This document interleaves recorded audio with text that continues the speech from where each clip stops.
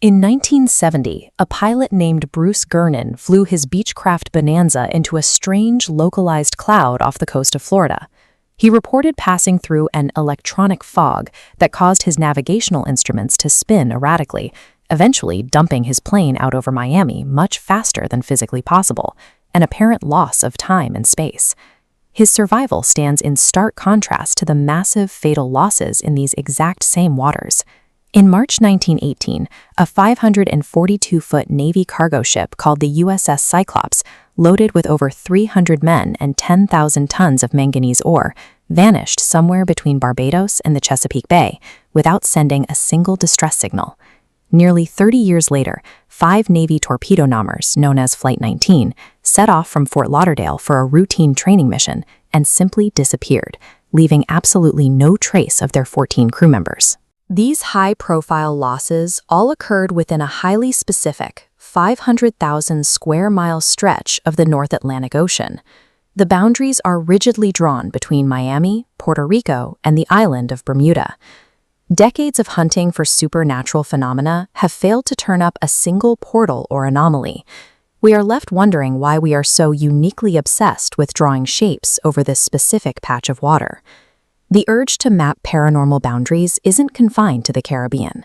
Some enthusiasts argue that the Earth is staggered with 12 energetic epicenters, geographically spaced anomalies they call vile vortices.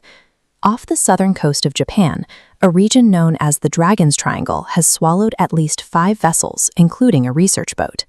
This area sits directly above highly active undersea volcanoes, entirely capable of engulfing ships in sudden, violent eruptions. Farther north, the Marysburg Vortex in eastern Lake Ontario carries its own hyper-local folklore. The region is known for unexplained whites moving through the sky and stories of fully intact ghost ships found drifting with bread still warm in their ovens. Off the coast of California, the Red Triangle boasts an exceptionally high density of great white shark attacks. Marine biologists point out that this is simply a rich feeding ground for marine mammals, naturally drawing predators to waters densely populated by surfers.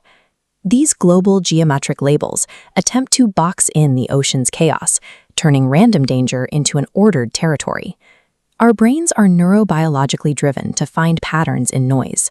This phenomenon, known as apophenia, makes us impose rigid order onto chaotic or random data.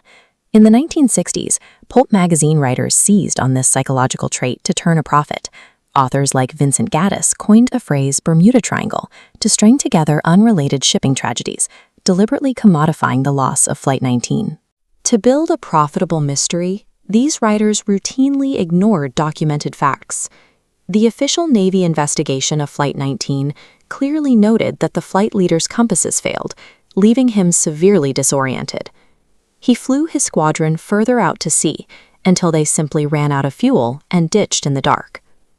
This chart compares the rate of shipping accidents within the Bermuda Triangle against the global average for heavily trafficked ocean lanes. When organizations analyze the data, the accident rates in this region are exactly the same as anywhere else on Earth.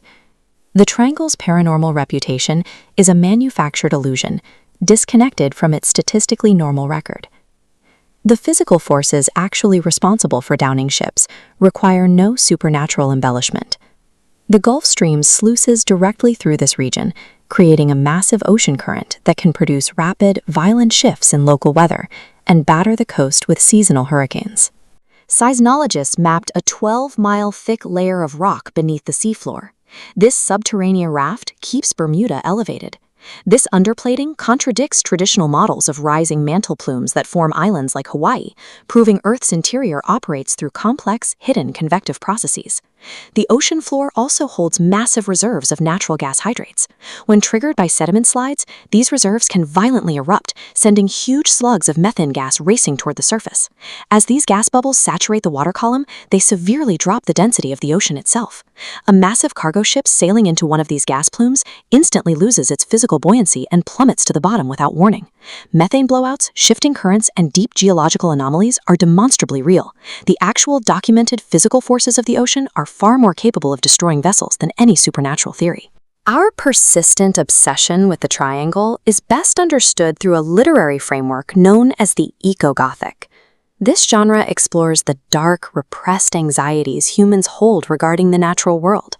We depend entirely on the belief that human technology has mastered the elements. We build massive steel ships and sophisticated aircraft, assuming our engineering provides total immunity from nature's indifference. When a 500-foot cargo vessel or a squadron of military bombers is effortlessly wiped out by a sudden storm or a simple navigational error, that illusion shatters. The public is left to process a profound psychological shock. It is mentally easier for people to blame aliens or time warps than to accept the sheer indifference and raw power of the ocean. The Bermuda Triangle reflects our repressed fear that the natural world remains wild, grotesque, and uncontrollable.